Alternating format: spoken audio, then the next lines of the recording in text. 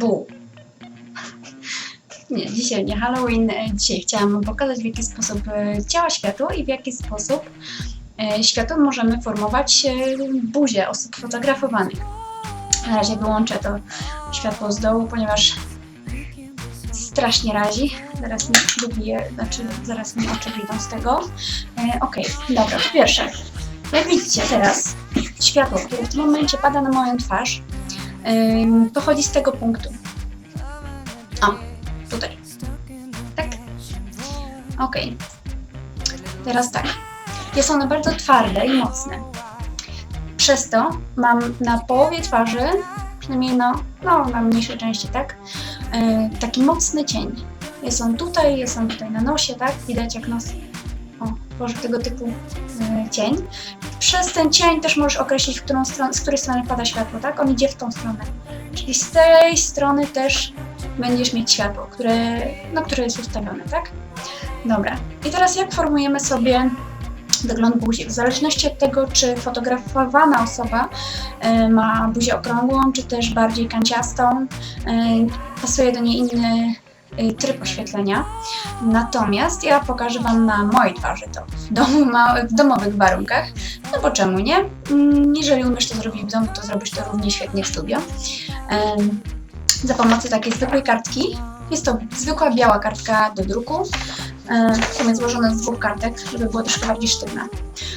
Teraz tak, zobacz, że przykładając kartkę przy buzi, od razu zmienia nam się to, co widzimy, tak? W tym momencie widzimy o wiele więcej twarzy. Jest ona bardziej miękka, jest taka delikatna, tak? Wypełniamy bruzdy i tutaj nie ma tego? Jest, tak? Wypełniamy wszystko, co tutaj jest ciemne i co się zapada cień. Również, na przykład tak jak obrócę się tutaj, żeby bardziej było widać. Mamy cień tutaj, tak? Przy policzku. On często potrafi postarzyć, zwłaszcza u osób starszych, u młodych również. Żeby pozbyć się tej bruzdy, należy użyć kartki bądź blendy, którą ma się w studiu, tak?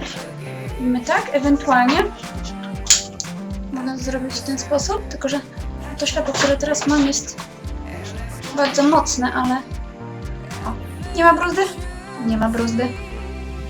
Okej? Dobra. Teraz tak. Zależność odległości blendy od twarzy i efekt, jaki to powoduje. A więc tak, mając blendę dalej, tak, oczywiście wypełnia mniej tego cienia, mniej rozświetla twarz. Czyli im bliżej jesteśmy, tym bardziej ono odbija światło, które jest z tej strony, tak? Im bliżej, tym mocniej. Im dalej, tym słabiej. Okej. I teraz tak, możemy w różny sposób odbijać światło. Możemy odbijać je prosto, tak jak tu mamy, bądź z innych miejsc. Na przykład, żeby zrobić piękną kontrę z tyłu twarzy, tu z boku, bierzemy kartkę bądź właśnie naszą blendę i układamy ją gdzieś tutaj, na przykład z tej odległości, tak żeby było można wyciąć sobie kadr zdjęcia w ten sposób. Ustawiamy sobie na przykład w ten sposób i tutaj tego. Ustawiamy sobie modelkę. Dalej możemy sobie mieć światło prosto. Jak teraz jestem, światło w tym momencie pada na mnie prosto, tak? Widzicie? Cień idzie tu prosto z góry w dół. I to jest oświetlenie butterfly. Jak się przychylę, to będzie boczne, natomiast jak jestem tak, to będzie prosto, tak? W tym momencie możemy sobie je również od dołu wypełnić. Sprawić, że będzie delikatnie tutaj. Na przykład nie chcemy, żeby tu było czarno podczas robienia zdjęcia, to sobie troszeczkę doświetlamy. Możemy sobie regulować tą ciemność w ten sposób. Okej, dobra. Również, jeżeli chcemy podkreślić sobie zarys włosów, w tym momencie jestem na mniej więcej ciemnym tle. Oczywiście jest to tło pokoju. Jeżeli chcemy, żeby one były widoczne, bo troszeczkę zlewają się z całością, to bierzemy sobie lampę, oczywiście to będzie fotograficzna lampa, studyjna, i robimy sobie w ten sposób, tak? Czyli mamy kontrę na włosach. I ona już się, co prawda nie mam na tyle długiej ręki, żeby to oddalić, ale włosy się wybijają, tak? Ona musi być wyżej, żeby nie było jej widać, żeby nie padało światło, tak jak o teraz, tutaj, żeby nie było takiej poświaty, to świecimy sobie na włosy z góry. Tak, równie fajnie możemy używać takiego światła punktowego jako oświetlenie do punktowego oświetlenia buzi. Teraz tak, bierzemy sobie taką lampę i na przykład ona jest mocniejsza w tym momencie od tej lampy głównej, tak? Więc ona będzie mi bardzo wybiórczo oświetlać twarz. Jeszcze mogę ją ograniczyć, robiąc je na przykład tak. Będzie to węższy strumień. Tak, bądź na przykład robię sobie w ten sposób, że sobie daję 2 palce tu. Taki pasek, rób się. Mam paseczek. Tak. Może to być oczywiście bardziej z boku, wygląda trochę jak plastik. Widać, że się przepaliłam właśnie nową lokówką. Ale możemy to zrobić bardziej z boku, z dołu. W tym momencie wyglądam jak plastik.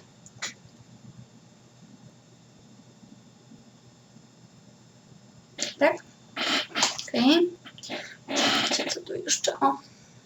Znaczy, raczej nie polecam przyświetlania takim światłem dodatkowym sobie buzi z tej strony, jeżeli mamy już to główne światło, chyba że się jeszcze oddalimy od tego światła głównego, wtedy to będzie znacznie bardziej widoczne. Tak?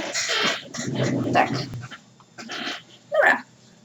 Aha, i jeszcze co jest fajne, znaczy tak, ja się trochę przypudrowałam ogólnie, już troszeczkę mi zeszło niestety. Przed takim oświetlaniem dobrze jest przypudrować na pewno modelce czoło i tutaj troszeczkę buzię. Natomiast ja lubię zawsze świecące policzki, co dodaje takiej świeżości. Poza tym, jak widać, w momencie, kiedy się oświetlamy na przykład tak, to one tu pięknie oddają kształt policzka. Widać tą budowę, tak? Ona nie jest taka płaska, tylko uwypuklona w tym momencie. Tak. Tutaj tak samo widać w tym miejscu. No i oczywiście tym też możemy robić sobie kontrę z tyłu. Tylko ja trafię sobie. I teraz na przykład bierzemy sobie kartkę jeszcze i możemy sobie wypełnić to światło tu. Tak? Albo odbić to światło, które idzie z lampy, tej z tyłu. Gdzie ona jest? Muszę trafić tylko. Gdzie to pada? Tu pada. Troszkę jest za słaba. W każdym razie odbijam sobie to światło główne. Tak, albo mocno kontrastowo. Tak jest troszkę za mocno, tak? Czyli dodajemy sobie wypełnienie. To myślę, że na razie tyle. Więcej wskazówek zapewne będę jeszcze nagrywać. Czyli w jaki sposób posługiwać się światłem. Będę również mówić na temat ustawień odnośnie kształtowania buzi osób, powiedzmy, troszkę większych, bardziej pulchnych, czyli w jaki sposób tą buzię wyszczuplić, w jaki sposób sprawić na przykład, żeby cera osoby, powiedzmy po 50-60, która ma na przykład dużo jakichś tam zmarszczek, była pięknie wygładzona bez żadnego Photoshopa. To jest jak najbardziej możliwe. I to myślę, że na razie tyle, a wszystkim, którzy oglądają mojego bloga, życzę wspaniałego nowego roku. Trzymajcie się swoich celów i spełniajcie swoje marzenia z tego względu, że jeżeli będziecie odpadać, to lepiej dla mnie. Żartuję. Trzymajcie się tego, co robicie, bo naprawdę warto. Pamiętajcie, że wytrzymują tylko ci, co są najbardziej wytrwali. Pozdrawiam serdecznie.